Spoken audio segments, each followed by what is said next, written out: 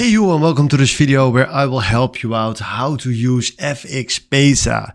And for this, first of all, we want to create an account. So what we're gonna do is we go to create account because we want to use a demo account. So then we click on create account, click on MetaTrader 4, select this, and then right here fill in your password, and then we click on submit. Then immediately after this, we switch back to the dashboard right here. Now, right now you'll find here your account ID and your password is always the same password how you log in with to FXPesa.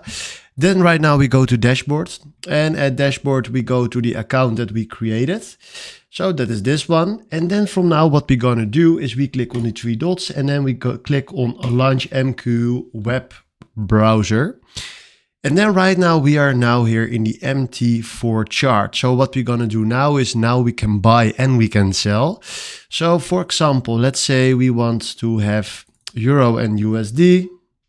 So what we're gonna do is right mouse click chart window, and now we have right here the Euro and the USD standing right here.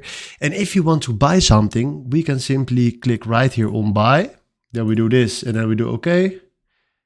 So now we can click on buy. So now we just bought something right here, and we can click right here on sell. If you want to create a new order, we click right here on new order. And then from here, we can select right here what you want to buy or sell. Here we can change the volume. Then right here, we can create a stop loss with doing this or a take profit. And then after that, we can click on sell by market or buy by market. So this is how it works, and this is how you can use FXPesa. Hopefully this was the video where I was looking for. Thanks for watching and have a wonderful day. Ciao.